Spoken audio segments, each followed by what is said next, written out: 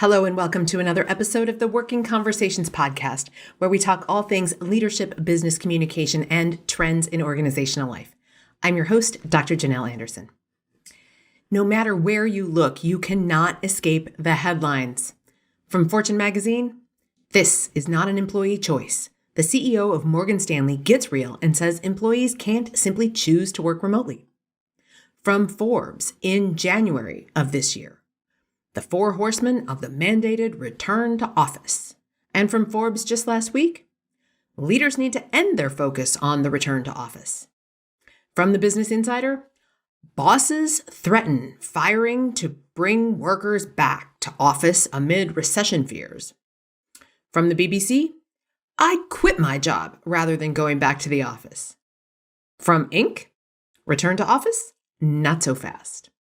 And even the U.S. government is in the fray. From Fox News, D.C. mayor calls on Biden to stop remote work for government employees in back to the office speech.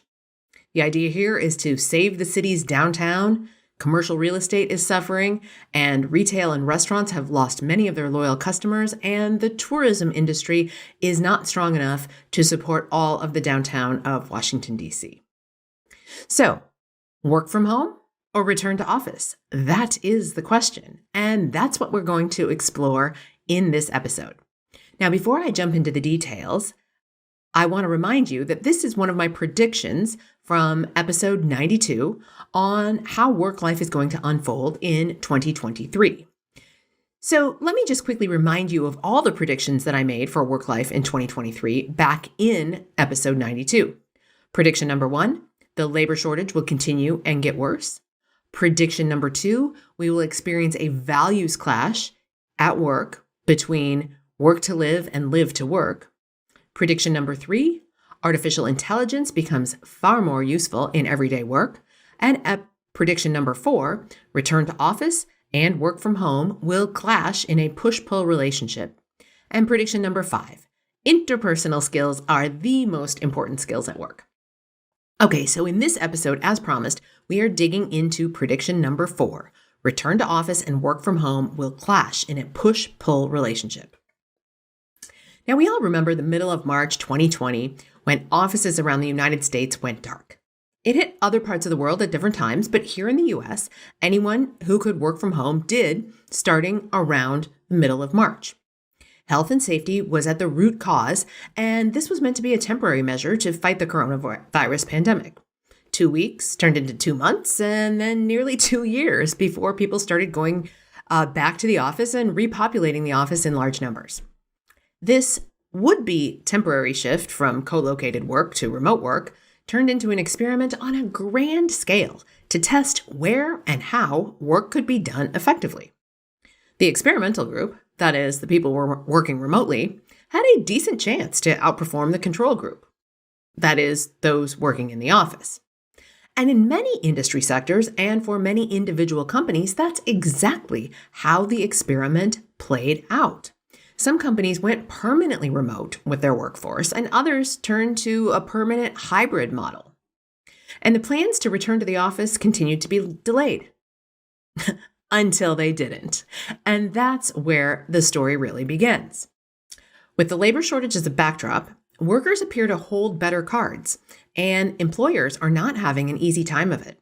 And employers have risen to the challenge, trying to lure employees back with offering concerts and swag, at least initially. Now they're starting to implement more extreme strategies like demanding a return to office and threatening the jobs of those who object. Tug-of-War is an apt metaphor for this push-pull relationship. Employers and many employees find themselves on opposite sides of this issue with very strong convictions one way or the other. Back in September, Microsoft surveyed 31,000 workers around the world, and half the leaders of those companies said that their company required or would soon require people to be back in the office full-time in early 2023. So half. On the other hand, employees don't share that sentiment. In an ADP survey of 32,000 employees, 64% of them said that they have or would consider looking for a new job if their employer wanted them to return to the office full time. While it seemed like the work from home lobbyists would win the battles and the war, the winds are starting to change. LinkedIn began analyzing paid job postings on their platform back in January 2021 in something that they call the Workforce Report.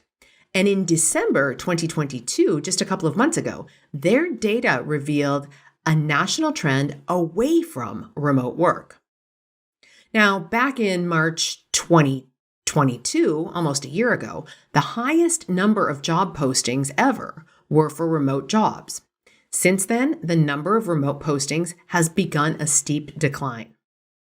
In November 2022, less than 14% of posts were looking for remote applicants. That's a huge jump.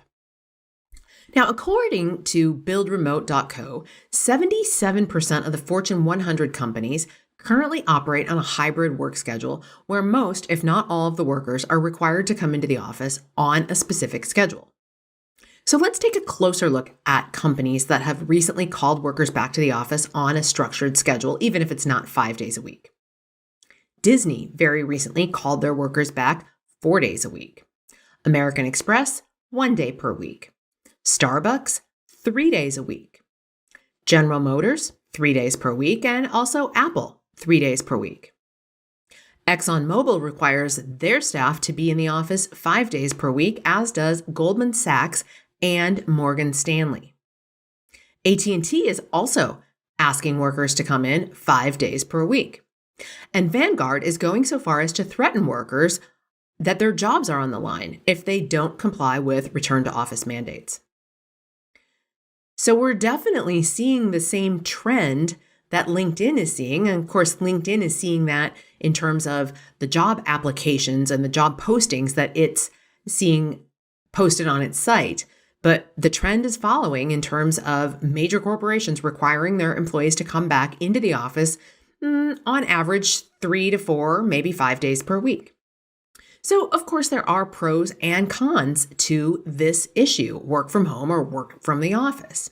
So let's take a deeper look. Why do companies want people back in the office? Well, there are several reasons that companies may want their employees to return to the office, and here are a few possible reasons. Number one, productivity. There are distractions at home. Not for everybody, but for some of us, there are distractions at home, and at the office, it may be easier to focus on work. And some companies believe that employees are more productive when they're in the office, particularly when they have access to certain resources and amenities and things that may not be available at home. So productivity is a valid reason. And number two, collaboration. And when we think about collaboration, we want to think about ideation and coming up with creative solutions to our workplace problems and problems in our industry. So some companies believe that being in the same physical location allows for better collaboration and communication among their team members. Getting people into a room and having them brainstorm, having them deliberate possible solutions to a problem. Again, there are also fewer potential outside distractions, and that makes it easier to keep the collaboration focused. So collaboration is the second reason. The third reason is culture. So just the socialization, and I don't necessarily mean socializing with other people, but the socialization of what does it mean to be part of this culture, the enculturation, if you will. Especially for new employees, it's much easier to feel the culture and to feel part of the culture when you're in the building amidst other people who are part of it, and when you're experiencing the physical artifacts of that culture. Being in the office allows employees to feel more connected, both to the company and to each other. So number 3 is culture. Number 4, coordination.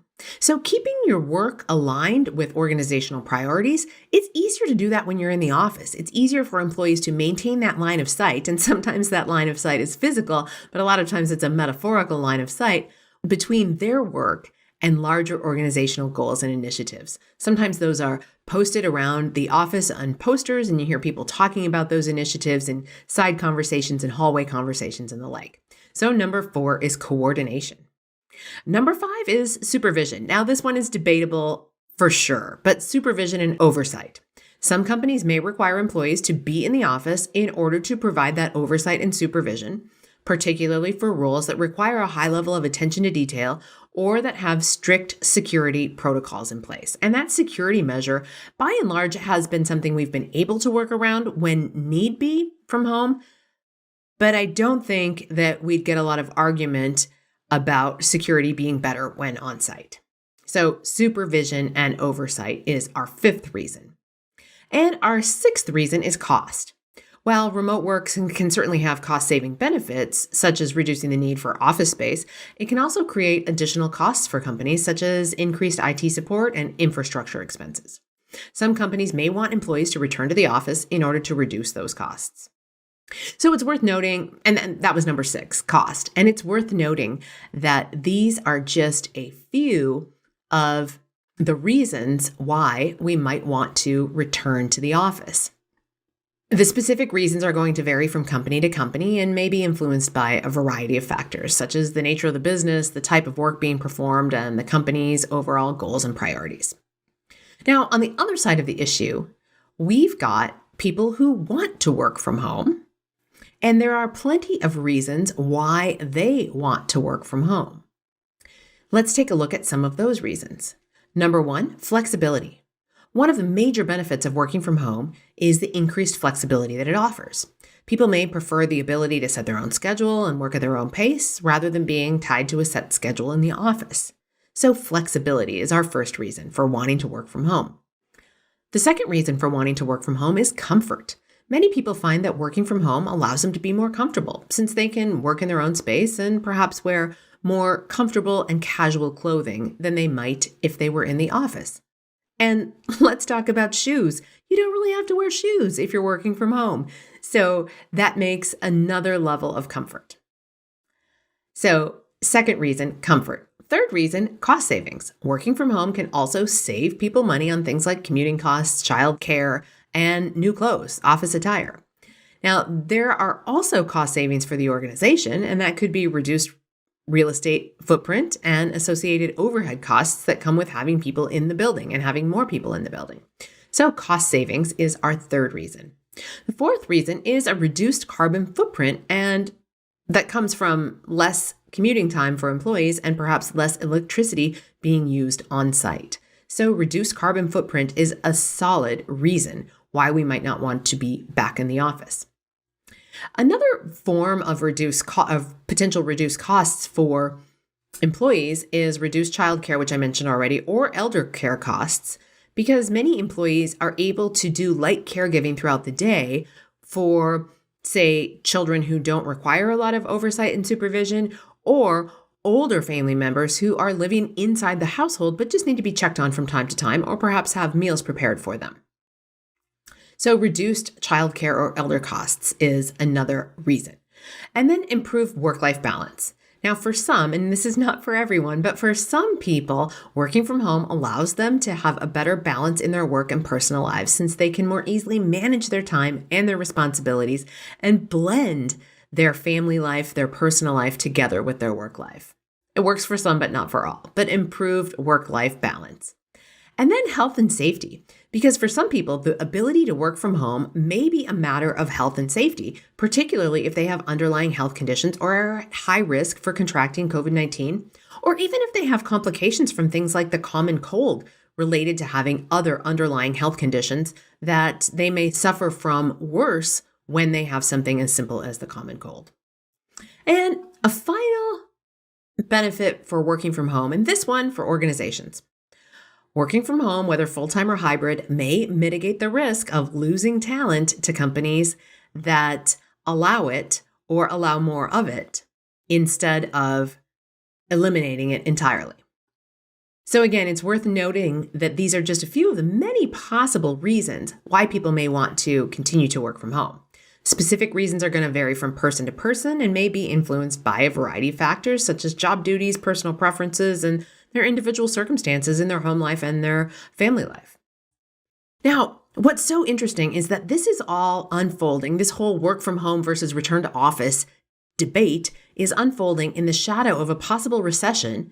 And of course, in the shadow of Google, Microsoft, Amazon, Twitter, and Facebook, all laying off thousands and thousands of staff within the last couple of weeks and months, which could easily make those work from homers a little nervous.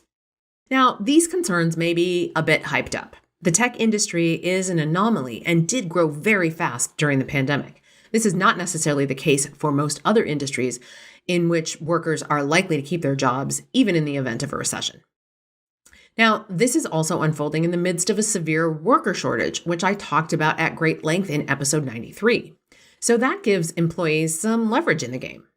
And if I had a crystal ball and I could look into it and tell you exactly how this issue will play out throughout the rest of the year and well into the future, well, let's just say I would be a very popular person if I had that crystal ball.